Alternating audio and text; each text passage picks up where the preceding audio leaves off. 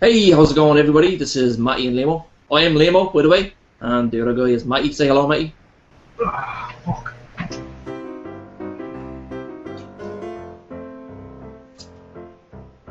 Anyway, now we're going to talk about the new Robocop movie, which came out about 2 weeks ago, I want to say. 2 weeks ago. That's about right, yeah. Yeah, around Valentine's Day was the release date, I think. Terrible Valentine's Day movie. Awful. Yeah. Like, you would slap your significant other if they brought you to see that movie for Valentine's Day. Well, yeah, if you're the kind of guy who has a girl who won't watch Robocop with you, I really have no sympathy for you. Because you've put yourself in the situation. Yes. Yeah. I'm sick of guys complaining about their girlfriends not being cool. Oh, she only likes Sex in the City. Don't poor ass. Yeah. Plenty more fish in the sea. You should be with somebody who likes Robocop, and she should be with somebody who likes Sex in the City. Yeah, and that bitch doesn't get excited about seeing Batman and Superman in the same movie, and that bitch doesn't get excited about Avengers movies and shit like that. And you get rid of that bitch, because she ain't worth it. Fucking terrorize her. She's a gimp. Anyway. Yeah, that got violent very quickly. So, you saw Robocop about, I think, 2 hours before me. Yes, roughly. And you banged up a quick review on, by the way, the Facebook page. Check it out. I'll put a link down there for you guys to check out. There's a review there. We never big up that page. I don't know why we don't do it more often. Yeah, we should definitely big it up. More. Check out the link. Like the page. You will find great stuff there. And the Twitters. We have a Twitter page as well. Oh yeah. Always tweeting. Yeah. Once or twice a week. Twitter's a lot of bollocks. I can't stand Twitter. So, I went to see Robocop 2 hours before Liam went to see Robocop, and I threw up a quick review that I thought summed up kind of what I felt about it. So I think I'll let you take the lead on this one, since mine is in print form, and I'll kind of contribute little bits and pieces where I feel maybe you've gone wrong or where you need to be slapped around a little bit, things like that, you know? Yeah. I pretty much felt the same as you, and I said as much on the post. I'm trying to think of what some of your bullet points were. I went through the cast members. Oh yeah, you know, how good where a I job felt he their did. strengths and weaknesses, where things like that, yeah. Yeah, and I think I don't know what's the main guy. What's Robocop's name? Joel Kinnaman. Yeah, he did a good job. He won me over. I remember when he first came on the screen and the first couple of scenes, I was like, "Who the fuck is this guy?" You know. But he won me over. Emotional scenes later on in the film and what have you, he really sold it. Now he's no Peter Weller. No, he's not. But you know, Peter Weller played a different guy. It's a different Robocop, and that was one of the bigger changes in this film. Is one of the changes that I was most kind of revolted by. Well, that's not a word, is it? It is now. I was revolted by this change. Basically, it's a character development change. In the original film, he's completely destroyed, and he's turned into a cyborg, and he's very, very robotic from the outset.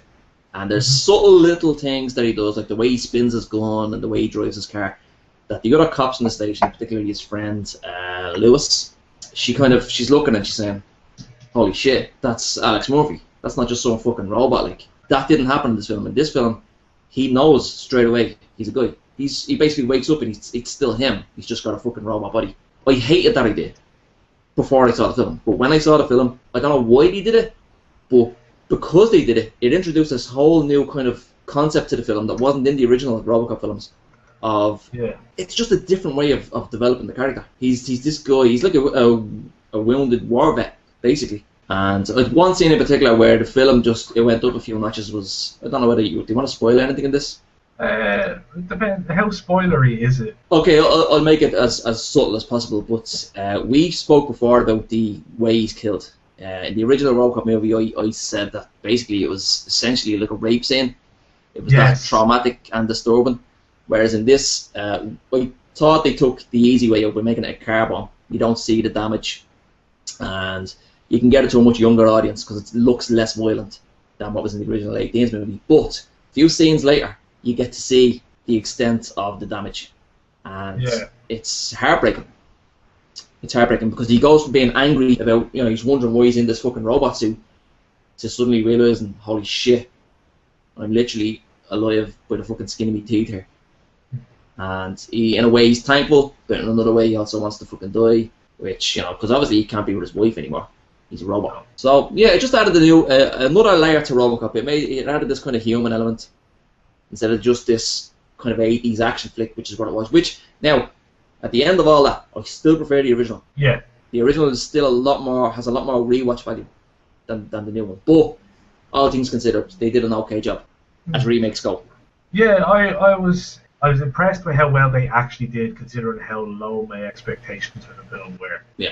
Do you know what I mean? As I said in my thing, I'm not a massive Robocop fan. Do you know what I mean? Yeah. I liked the first film. I really enjoyed the original movie. But it wouldn't be a movie. It wasn't a movie that I was completely against being remade. I was actually kind of interested to see how they would do it. Trailers, I thought, and the how he died really pissed me off. I was thinking, no, it has to be like this for blah blah blah. But like you said, actually, when you get to see the effect it has on him and his family, it's I think the emotional impact is more. It has more of an impact emotionally than the original did. So, like, the original was violent, and that's what disturbed you. But seeing the emotional impact on his family and him, that's what I think they really nailed it. This one. That being said, it was a little bit too forcing things down your throat with regards to, like, they even had a character whose job was to be a marketing guy. Like, he was the marketing guy. He even said that I'm just in marketing, things like that. And the way they talk about Robocop as a product. Yeah. It's like, okay, we get it. Humans are too reliant on computers and machines and phones and things like that. That's what you're trying to tell us in this movie. You can stop it now. But I thought the action, and Jackie Earl Haley's character really got me tits as well. That was the guy who was training him. Yeah, I suppose they had to kind of throw him in. I mean, without him, there's no real kind of sort of antagonist. Yeah, that's true. You know what I mean? You need somebody to be kind of to be getting on the main character's tits all the time. Yeah. But that's I didn't like him either. I kind of felt the same as you. He just annoyed me. He had this from day one. The minute he comes on screen, he just had this problem with Robocop. For no good reason, really. Yeah. You can kind of understand where he's coming from because he explains himself. But he still just comes across like a fucking douchebag. Can he not look at this guy and realise that's a fucking human being? Whatever. He doesn't like his assignment. He doesn't like having to fucking teach this guy. He'd rather teach robots. He doesn't want to teach this guy. He's restricted by his fucking human mind. But still, treat him with a bit of fucking respect. He's a wounded warbeck, more or less. Okay. You know? So, yeah, I thought it was just a semi-decent remake movie that was great in parts, terrible in other parts, I thought. And just a kind of a meh. Yeah. I gave it a 5 out of 10, and I'm going to stick to that rate. Parts that really dragged it down, but parts that made it shine. So, yeah, I would hover around 5, maybe 6 at a push.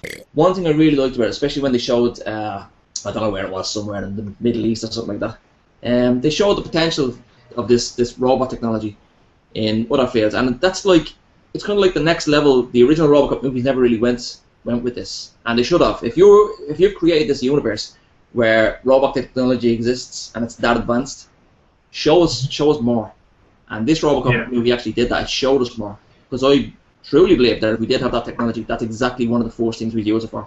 Yes. Is to basically police the Middle East and not put American lives on the line. But there was 2 things I really disliked about the film. One is the end, the climax. It's just, for me, it wasn't a patch on the original, but it was so closely related to the original. They should have gone off in a completely different angle with the climax. Yeah. But it was so close in tone that it was like, okay, I can see what you're doing here. You're going to give me the original climax. And it was like, the original climax, there was a sort of a twist. I think it's really just a dialogue twist. Thinking back, I don't want to spoil anything for anybody who hasn't watched it yet. But that's the remake didn't have that twist. The remake was just basically somebody overcoming something and whatever. And it's never really fully explained how they overcome it, but whatever. One thing I didn't like. The other thing I didn't like, much more important, because it really feels like it's missing from the movie, Ed 209, the big 2-legged robot. Yeah. Basically, in the first film, he was terrifying. And I think you only ever see one in the original movie. Am I right in saying that? Only one Ed 209?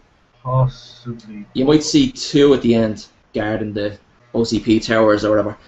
But basically, in this film, there's several of them, and it really just felt like I was watching a cutscene from Metal Gear Solid. These things didn't feel like terrifying characters. They felt like droids. Yeah. They felt like just, tanks. They weren't really portrayed as a threat. Yeah. No. He takes out like 2 or 3 of them by himself.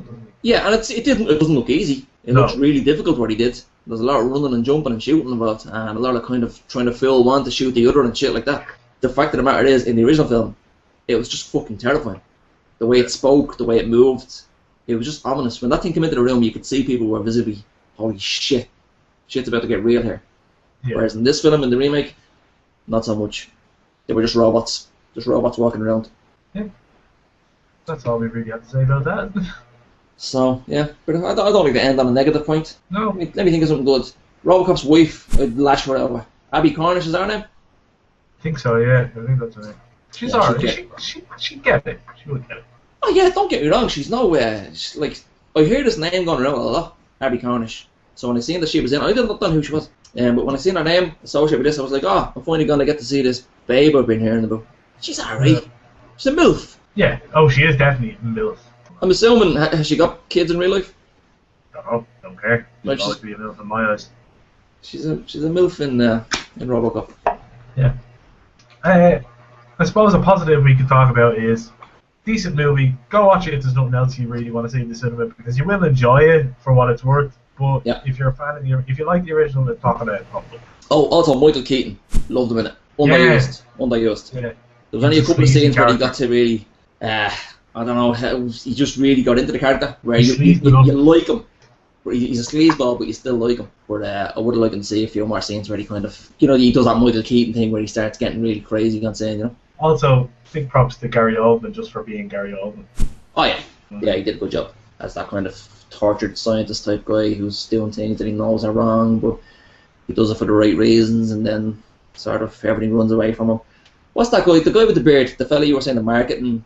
His name's Jay something, isn't it? Jay Baruchel. Yeah, I normally like him in movies, but I found him slightly annoying in this. Irritating as fuck.